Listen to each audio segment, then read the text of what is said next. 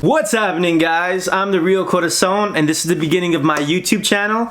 I originally had a Twitter account where I would post like short review videos, but I just felt like it wasn't enough time to really explain the anime in detail and give my, true opinion on it. So I had a few people telling me to make a YouTube channel, and after about, I'd say 4 or 5 videos, I'm like, you know what, why not just do it? So the main purpose of my YouTube channel is to give you a pretty vague but good review on just about any anime that I enjoy or that I've watched. That way it can give you a little bit more understanding of an anime before you watch it, or maybe you just like to hear my opinion after I watch it. But anime is really growing in North America, really, and I'd like to just put a few reviews out on animes and hopefully get you guys to watch it, or maybe it's just not your cup of tea. But overall, that's the main purpose of my channel. So right now I'd like to post 1 to 2 videos a week.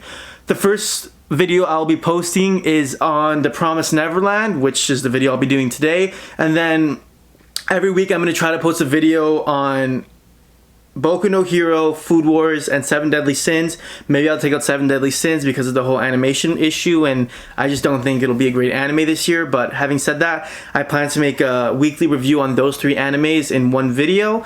And yeah, so I guess we can get right to it.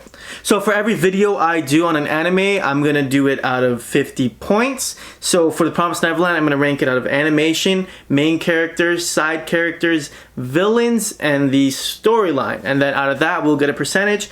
And all my review videos, I'll give it a rating out of 100. We can just multiply that by 2. And so yeah, let's just get right on to it. Also would like to add that all of my reviews are just opinions. I try to be objective as possible, but of course when it comes to watching a TV show, it's impossible to have a fully objective opinion about it. Of course you're gonna have some subjectiveness to it, and all my opinions are based on anime only. I'm not reading the manga for any of these. I'm trying to stay anime only. I prefer anime only. So if you're a manga reader and you think I said something wrong because it's something in the manga, then I don't know what to tell you. Anyways, alright guys, so the video is going to be split up into 2 sections. The first section will include a non-spoiler section. Second section will include spoilers, so if you haven't watched the anime yet, I highly recommend when you see the spoiler sign come up, you just stop the video, and then hopefully from that first half, it'll get you to watch the anime.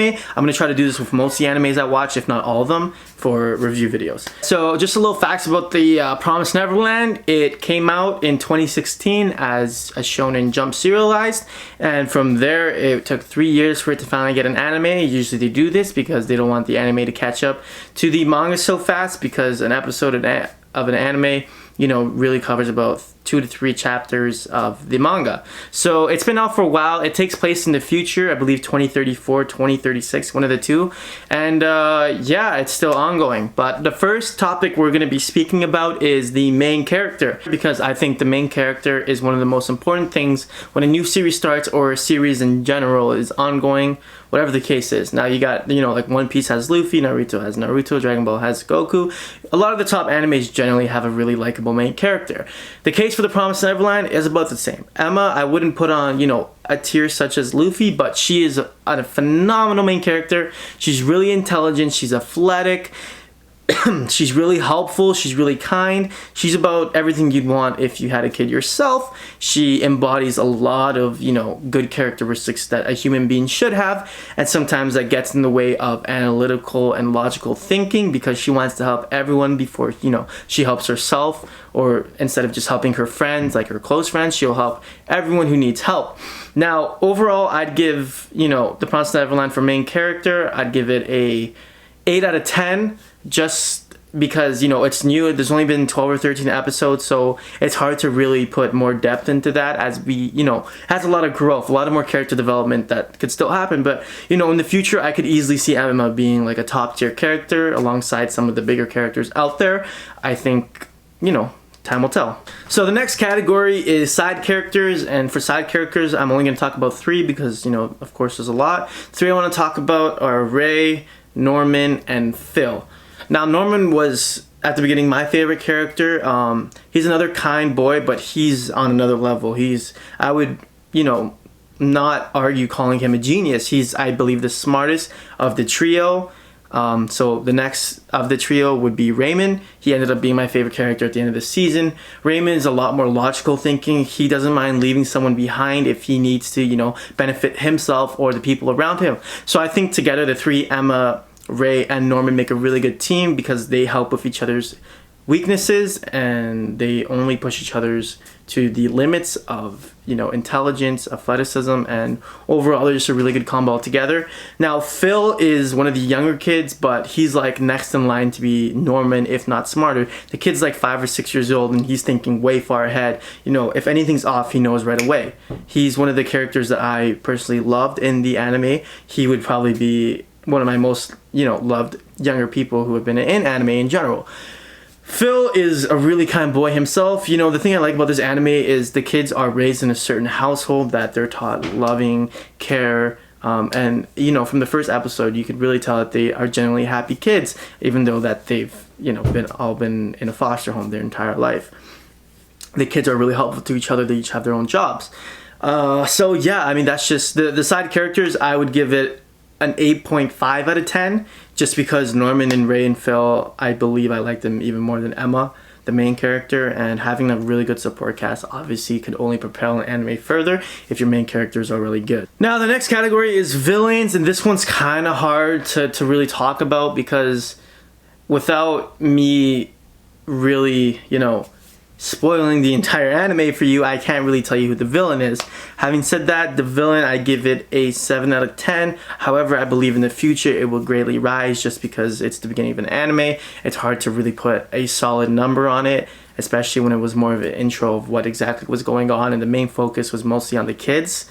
So, but yeah, I mean, the villain's good and I only believe it'll be great further on. So the next thing I want to talk about is the animation. The animation company is Cloverworks. They've done other works such as Persona 5, the animation, Darling in the Franxx, and Fairy Tail, and of course you have a few more.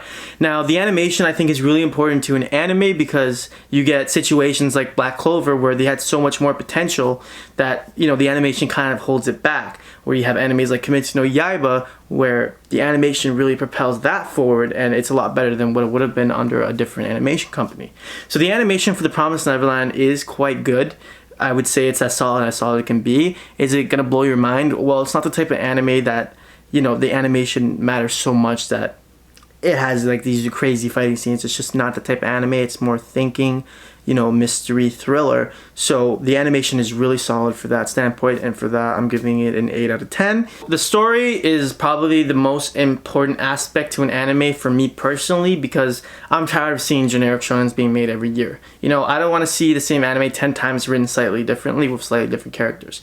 This anime is so unique in comparison to every new anime that's come out this year, and for me it's a strong contender for anime of the year for that reason. The characters are really good, but the story is marvelous. The writer really knew what he was doing with this and took a really unique idea and turned it into a really good story.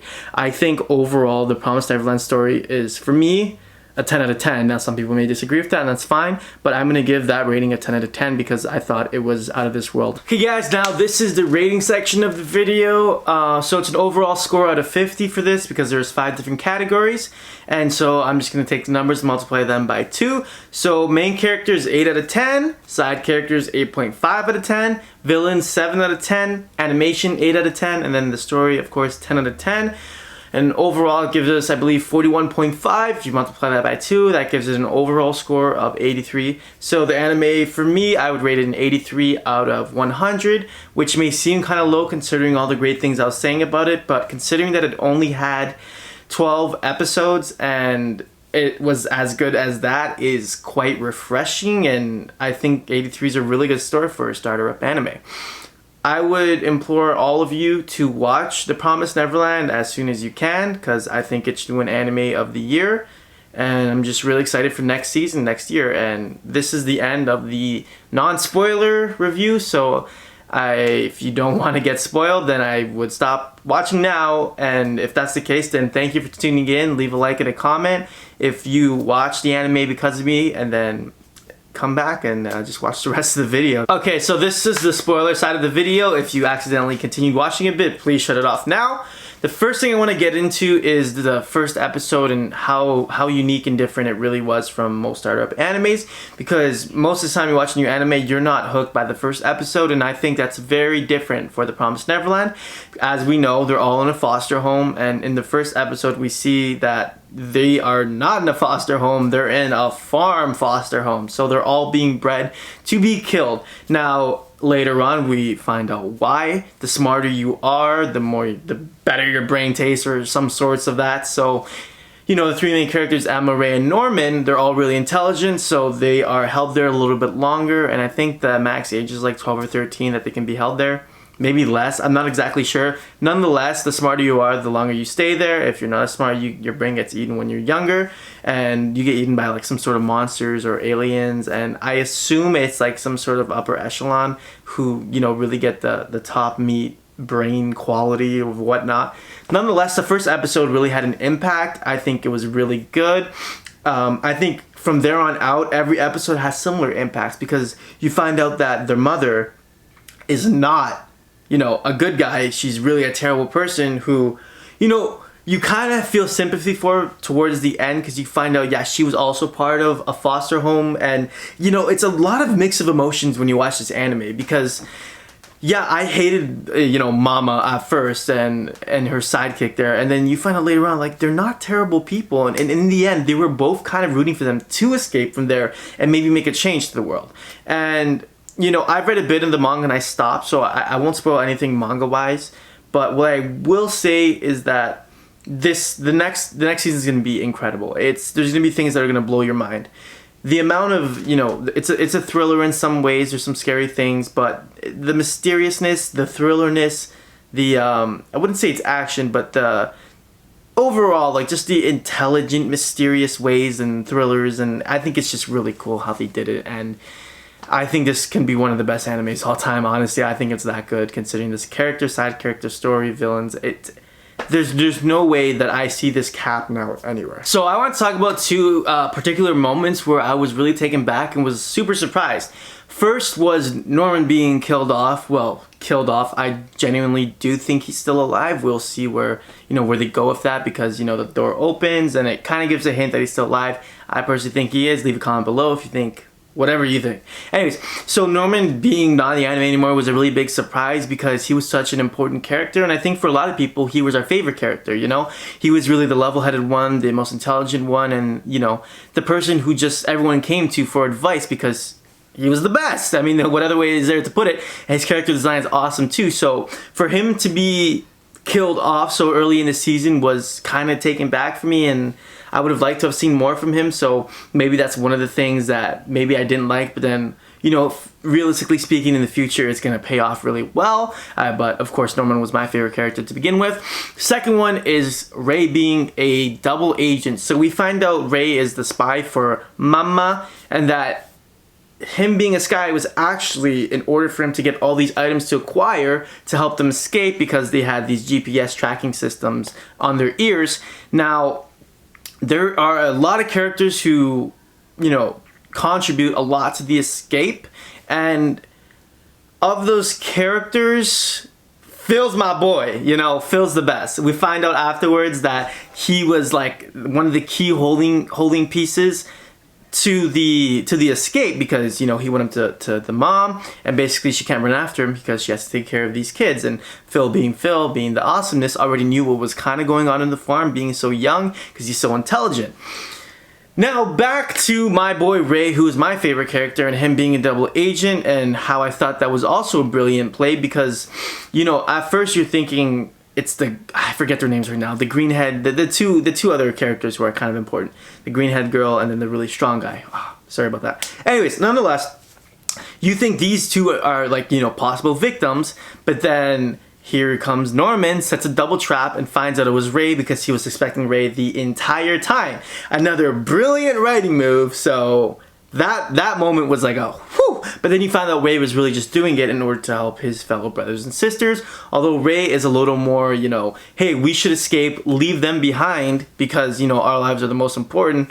And then Emma plays into that where she's like, no, we have to take everyone. And then there's a happy medium towards the end, which, you know, I agree with, you know, the escape with the ones who can. Because obviously carrying a bunch of babies into basically the abyss, they have no idea where they are, into the abyss is just a terrible idea. So in the end, I think they all, you know, Ray and Emma really complimented each other in deciding what they were going to do. And that's going to work really well moving forward. The main thing I want to say about the Promised Neverland is that it's not, I don't think it's everybody's cup of tea. It has some vegan parallels, which I can appreciate, but I think overall this anime is super solid. And if you come this far into the video, I would assume you've already watched it, and so I'm just reiterating things you've already known or heard other people say. But I just wanted to end off by saying, you know, thank you for staying tuned this long, and I appreciate any views, any likes, any comments, any subs I get.